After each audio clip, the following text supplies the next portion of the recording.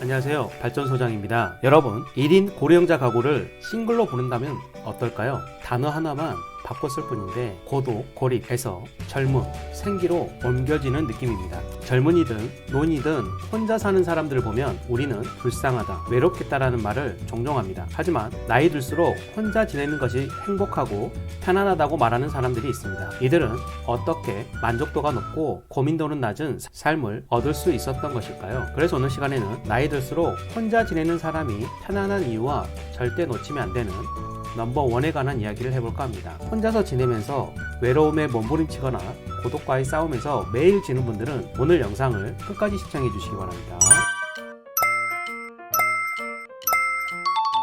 만족스러운 노후를 위한 3가지 조건. 자녀가 있는 분들께 여쭤보겠습니다. 여러분은 혼자 되었을 때 자녀와 함께 살기 원하십니까? 앞으로 1인 가구를 가장 많이 늘려주는 세대가 될 50대와 60대는 물론 40대에서도 혼자 사는 쪽을 선택하시는 분들이 많아지고 있습니다. 실제로 현재 노년층에서는 설문조사를 통해서 혼자 사는 것을 선호하는 분들을 예전보다 더 많이 볼 수 있습니다. 그 이유는 무엇일까요? 맞습니다. 자녀들에게 짐이 되기 싫어서 자기들끼리 잘 살기를 원하는 마음이 많지만 부부끼리 있다가 혼자가 되었어도 자녀와 같이 살면 불편해서 자유롭게 살고 싶어서라고 말씀하시는 분들이 적지 않습니다. 실제로 우리나라보다 먼저 고령화가 시작된 이웃나라 일본에서도 나이 들어 혼자가 되어도 자녀와 함께 살지 않고 혼자 사는 사람이 많이 늘었고 만족도 또한 높아졌다고 합니다. 자식이 없으면 외롭지 않을까 생각했지만 대부분이 처음에는 얼마간은 외롭다가 이런 상황에 익숙해지면서 그 전보다 삶의 질이나 만족도가 훨씬 더 높아졌다고 합니다. 게다가 처음부터 자식이 없이 살던 사람들은 외롭다는 느낌이 적었습니다. 정작 자식이 없어도 혼자 살아도 행복하고 편안한데 그것을 바라보는 사람들이 불쌍하다, 외로워 보인다라는 시선으로 대하는 사람들이 많다고 합니다. 정작 자신들은 자식들 때문에 상처받고 힘들어하면서 말입니다. 노인의 삶의 만족도에 관한 논문을 찾아보니 노후의 생활 만족도에는 3가지의 조건이 필요했습니다. 익숙한 장소에서 진정으로 신뢰할 수 있는 친구나 지인과 자유롭게 사느냐에 따라 결정되었습니다. 즉, 이 말은 몇 억짜리 고급 요양시설보다 내가 살던 집에서 좋은 사람들과 교류하되 신세지지 않고 자유롭게 사는 걸 원했습니다. 결론은 이 조건만 충족이 된다면 혼자 사는 것에 만족감을 많이 느낀다는 것입니다. 과거 개인적으로 겪어왔고 방송에서도 뉴스나 드라마에서도 할머니, 할아버지들이 살았던 동네에서 떠나는 것을 상당히 부담스럽게 여겼던 것을 기억합니다. 지금은 돌아가셨지만 과거에 시골에 계시는 외할머니가 편찮으시다고 해서 어머니께서 모시고 오셨지만 단 3일간 머물러 계시면서도 뭔가 불편하신지 좌불안석하시다 결국 한평댁으로 모셔다 드렸던 기억이 아직도 생생합니다. 나이 들어 일이 없으면 빨리 늙는다는 말과 함께 아는 사람이 없는 동네로 이사가면 적적함에 빨리 늙는다는 것입니다. 나이 들수록 활력도 필요하지만 생활권과 인간관계에서 안정감을 얻어야 비로소 삶의 편안함을 얻을 수 있습니다. 그래도 혼자보다는 부부끼리 사는 것이 제일 행복하지 않을까 싶었는데 논문에서는 오히려 가장 만족도가 떨어졌고 고민에 대한 항목은 최대였습니다. 서로가 이해하지 않고 가치관을 존중해주지 않고 일이 한 사람에게 쏠려 있는 경우가 많은 것이 원인이었습니다. 오히려 부부보다는 3인 4인 가족일 때 만족도는 올라갔지만 사람이 많아지니 고민이 늘었습니다. 뭐니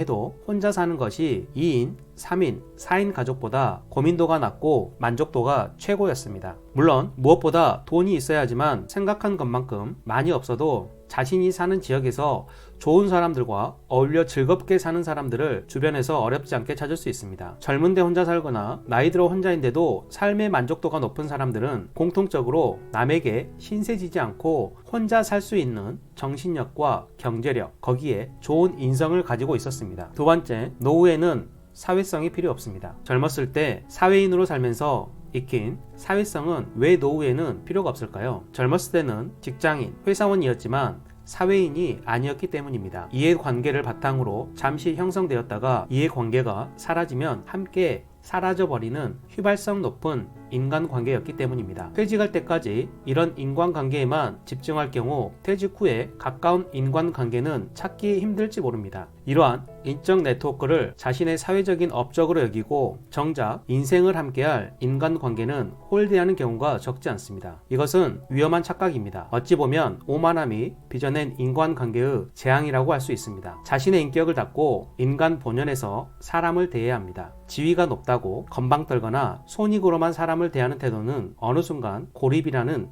형벌로 자신을 덮을 수 있습니다. 세 번째, 고립되지 않기. 요즘 들어 뉴스 기사에서 고독사라는 말을 흔치 않게 듣습니다. 남 이야기처럼 들리지 않습니다. 이 말에 혼자 사는 사람들을 걱정하는 말들이 많습니다. 하지만 이런 말 때문에 고독은 고립, 동거는 안심이라는 함정에 절대 빠져서는 안 됩니다. 문제의 원인은 살아있을 때 이미 외부와 고립되어 있었던 것이 가장 문제로 지적됩니다. 이로 인해 발견이 늦어 슬픈 상황이 연출됩니다. 하지만 이보다 더 우려하는 것이 있습니다. 맞습니다. 혼자 아프다 죽는 두려움입니다. 요양원에 가는 것도 이를 대비한 방법입니다. 가족이 있으면 가족에게 도움을 요청하거나 가족이 없을 경우 점점 생겨나는 1인 가구 지원 서비스를 이용하는 방법이 있습니다.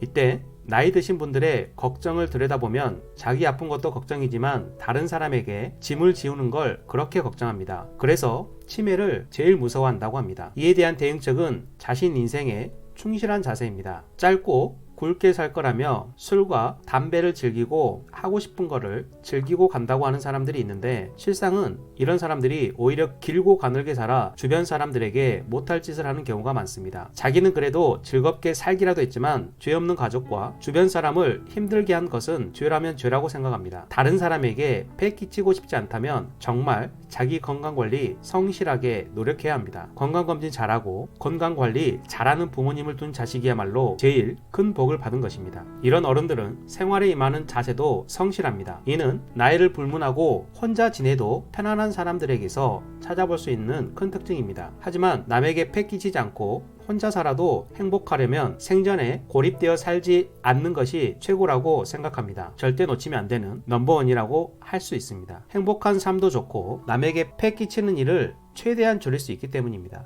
외부와 단절하며 사는 것은 자신은 행복할지 모르지만 남에게 큰 부담을 주는 행동일 수 있습니다. 불상사가 생길 때 남에게 부담 주지 않으려면 최소한 공공기관의 연락 서비스라도 주기적으로 될 수 있도록 만들어 놓는 것이 좋습니다. 주변 인적 네트워크와 주기적으로 연락을 주고받는 관계를 만들어 놓는다면 부담은 훨씬 줄게 됩니다. 그런데 비단 이것이 나이든 노인만의 문제일까요? 요즘 뉴스에는 젊은 사람들의 슬픈 이야기도 심심치 않게 들립니다. 젊은 사람들도 절대 놓치면 안 되는 것이 스스로 고립에 갇히는 것입니다. 자, 오늘은 이렇게 노후에 혼자서 지내도 행복한 이유와 그 방법에 대해서 알아보았습니다. 만족스러운 혼자 살기의 3가지 조건과 사회성이 노후에 아무런 도움이 되지 않는다는 것과 고립되지 않는 것을 잘 활용하셔서 진정으로 행복한 노후를 살아가기를 기원합니다. 오늘도 긴 영상 끝까지 시청해주셔서 정말 감사합니다. 오늘 준비한 영상은 여기까지입니다. 오늘 영상이